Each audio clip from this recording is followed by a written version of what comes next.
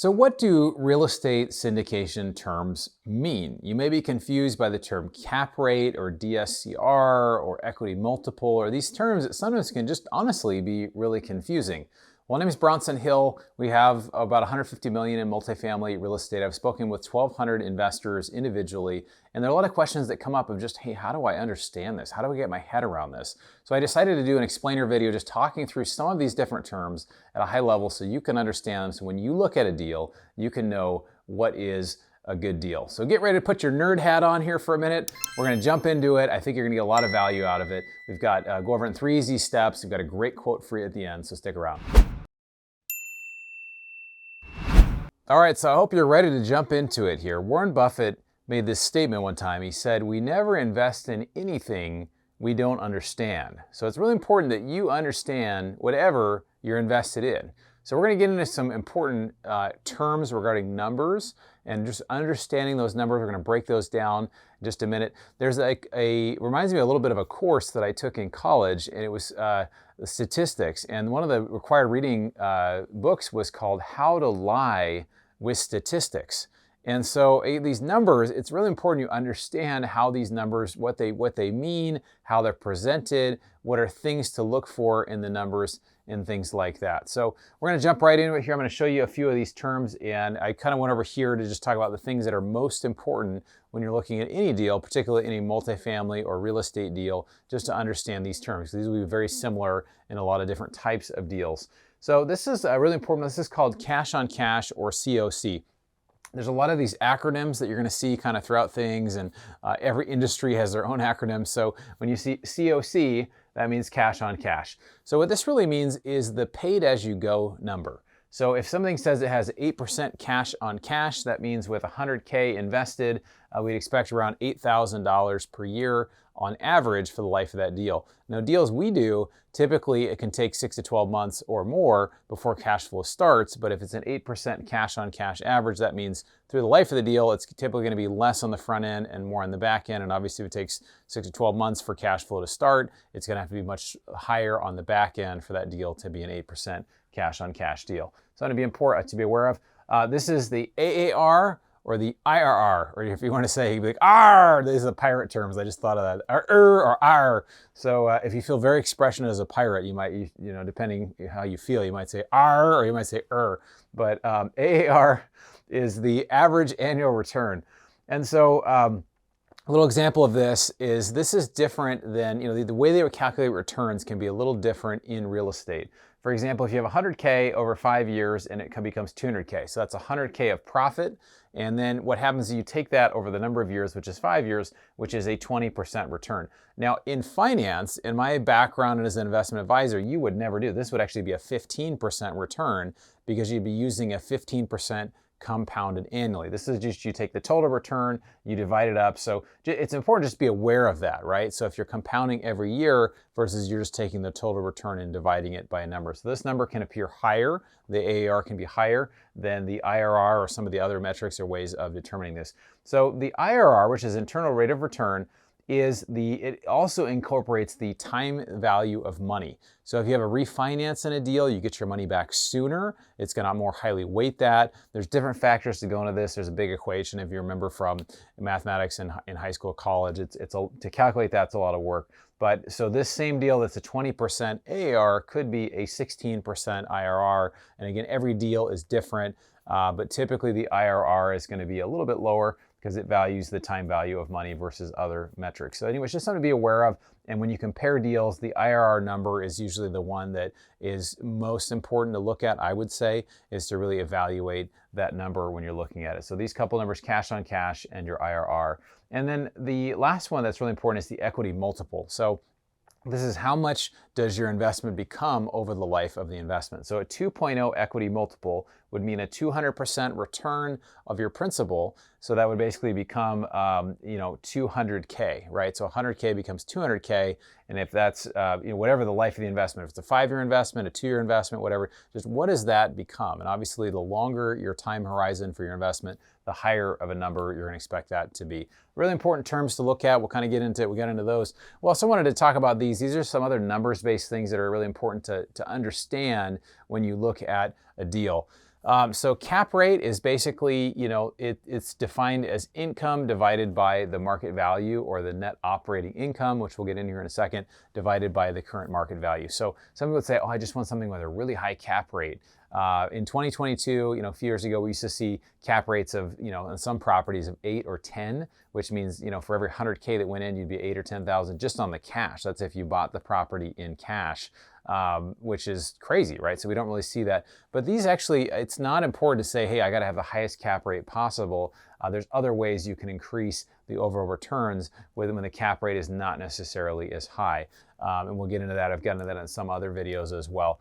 One thing people will do in lying in statistics is they will really project a deal to be more favorable than it actually is. And one way that happens is, let's say if we buy something at a 5% cap rate, some groups will say, well, let's lower that because cap rates are going down, and maybe we'll sell it at a 4.5% cap rate, right? And it seems like, oh, no big deal. Well, that dramatically increases the projections on that deal. So we actually do the reverse. We'll say we'll buy it at a 5 cap, or maybe a 4.5 cap, and then we'll raise it 50 basis points up to a 5 cap or 5.5 cap. And what that does, that just says, okay, when we sell this may be less favorable when we actually, it comes time to sell. So just something to be aware of as far as how that looks.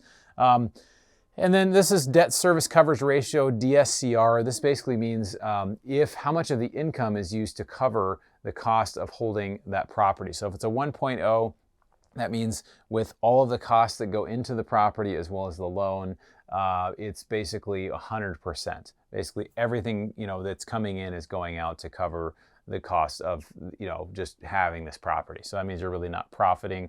Your debt, you're just basically covering the debt that you have and the other expenses there as well. If it's 1.25 or higher, that's favorable because it means that you have cash flow, you're more than covering the debt that's there, you're covering the expenses in the property. Some properties initially start out lower than 1, and the reason why is if rents are below market and there's ways to increase the value or to increase rents, so that might make sense in that situation. You just have to kind of be aware of that going in, and what is the business plan for that particular property. So DSCR is there, and net operating income is basically just your income after you pay any sort of expenses, right? So what are you left with after all expenses are paid? So those are a few things. We're going to get into some specific terms here that are important for you to understand as well. All right, so we talked about some important numbers that you understand. There's also some important terms that you need to know before you invest in anything, right? And these are common terms that have to do with syndication, particularly multifamily or real estate syndication. It's really important that you understand them. So Warren Buffett, again, we don't invest in things we don't understand. So a few important terms here. This is the term accredited investor. What that means is investors, if they have a certain net worth or they have a certain income, they are defined to be accredited. What that allows you to do, it's not any sort of gold star or certification, at least at this point, but it basically allows you to get into certain types of investments that may not be available for non-accredited investors. So at the time of this video, they're talking about changing some of this and increasing the net worth requirement. But at the time of this, the net worth for an individual or couple is $1 million outside of your primary residence, or it could be your income is it's either 200 or 300,000 depending on if you're single or if you are married. So again, these are changing. They changed them last year. There's also ways you can take a test. A Series 65 test, which is a financial test. You can become accredited that way. There's other ways to become accredited. Those are the two major ways. And again, they're talking about changing some of this to increasing it to 5 million. So that may happen soon. It may not. Stay tuned for that. There's also what's called a sophisticated investor. And typically you'd think, well, that sounds even better than an accredited investor, right? But a sophisticated investor is somebody who's not accredited, but they have sufficient knowledge and understanding to be able to understand an investment such as a multifamily syndication. So one thing, as a syndicator, we can't really take money from people that really just don't understand how it works. If their impression is that, yeah, I want to double my money in the next 6 months, well, that's not really what we do, right? We're more of a long-term type of investment. We're going for base hits and doubles. We're not going for 10 extra money in the next 6 months or year or something like that. It's more of a longer-term hold. So we have to evaluate how sophisticated is someone. Now, if somebody understands some of these terms and they can say, hey, these are my goals, this is what I want to do, people can get there without a lot of effort. It's just they have to have some knowledge and also, kind of on their way. So sophisticated investor, just somebody who has some knowledge of some of these terms. And if you're accredited, if you're higher net worth or income, they assume that you have some sophistication just kind of built in, which may not necessarily be true, but that's kind of how the SEC has defined it. Going into debt for the particular property that you're buying, there's two major types of debt that are used to buy an apartment building or other sorts of commercial properties. It's either agency debt or bridge debt. So agency refers to a government agency such as Fannie or Freddie that help to sponsor that debt, help you get, typically long-term fixed debt, which is great for a property. The downside is that it's long-term and there's penalties if you sell early or if you need to refinance. Sometimes there's penalties associated with that, which is not favorable. Bridge debt is typically shorter term, can be 1, 2, 3 years, extendable sometimes up to 5 or so years. And some of the benefits there is that it's just there's more flexibility, there's less limits, and it does typically have a floating interest rate, or interest rates sometimes they have caps on them. So maybe it's a 3% interest rate at the time of this video, but maybe you can cap it at 3.5% or 4%. You pay for the ability to do that. So we're doing a lot more bridge debt now. We've done agency debt, we've done bridge debt. We've been penalized on agency for having that because if you need to sell early, sometimes you're penalized. I'm not going to go into the details of that, but just something to be aware of what type of debt is being used here. There's CapX, which stands for capital expenditures. So capital expenditures are things such as repairs on individual units, the common areas. You're putting in a grilling station, you're putting in a dog park, you're doing a new floor and a kitchen in a particular unit. These are all called capital expenditures, or CapX. So if somebody said, what's the CapX budget? It means how much is being spent on this property to renovate it during the life of the deal. So that's what the CapX means. GPLP, this stands for general partner and limited partner.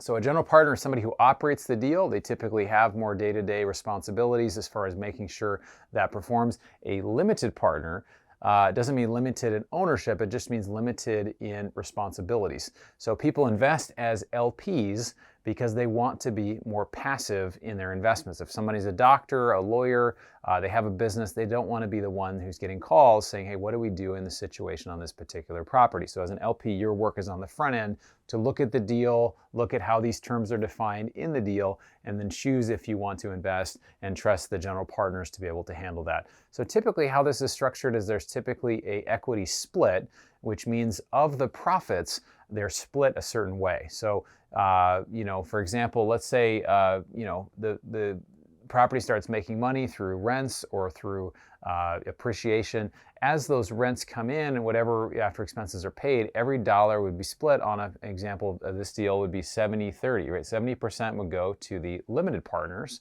and 30% to the general partners. So if the deal doesn't make money, then the general partners really don't make any money. So they're incentivized to really help make the deal perform. Often general partners actually invest money and become limited partners as well because they're also investing their own money into a deal, which is called skin in the game. So it's the idea of a general partner investing money into a deal as well. It's a very, very good sign. I almost don't invest unless a general partner puts something into a deal and it's very clear that they're heavily invested into that property as well. So there's an equity split there. That's kind of how that goes. This also exists when the property sells. So typically there are ways this is structured. This is a very simple way to do it. There are ways that are more complex, but just that you're aware of general partner, limited partner, and that there's a split of equity. These two, the letter of intent and the purchase and sales agreement. So the letter of intent is if we find a new property and we say, hey, this property looks great, we'll make an offer on it. This is like an offer letter, right? When we make a letter of intent, we would like to buy your property for $10 million, and they say, oh yeah, that sounds good, they will actually countersign it as well. So this is basically saying, hey, yeah, we intend to buy it, and the seller is saying, we intend to sell it. This is not a legally binding contract.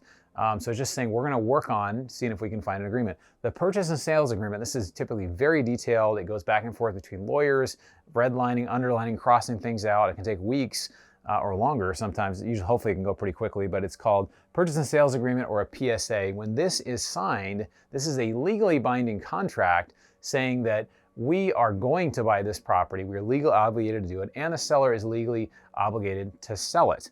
And so when people say, oh, I'm under contract, we're under contract on this property, it means they have signed a purchase and sales agreement. So just important to understand kind of the status of where things are with a particular deal. This up here, this is a PPM, which is a private placement memorandum. and this is called a subscription agreement or an SA. So the most important one is the PPM. This is just this term to know it. That's typically the paperwork that has to do with a multifamily syndication or other sorts of syndicated deals. They're typically 60 to 120 pages. They're very detailed. All the things about the investment, what it looks like, who's managing it, how people are getting paid, how the company's going to operate, all of this with a limited liability company that's being created for this purpose. And so it's an important document. It also talks about what could go wrong. What are the risk factors? It's like reading a stock prospectus, right? What are the ways you could lose money? And it's important that you read that you understand that. You can even have somebody or a lawyer or somebody or a consultant kind of take a look at that if you're curious, or have somebody who's more experienced than you in real estate. Just take a look at it, make sure you understand kind of all of the terms. All this stuff will be defined in there, and it can actually be very educational. It can be a little bit of a yawn, where you're like, oh, unless you like reading really detailed stuff, it can be kind of boring. But it's important that you get in and you understand what is in the terms of that contract.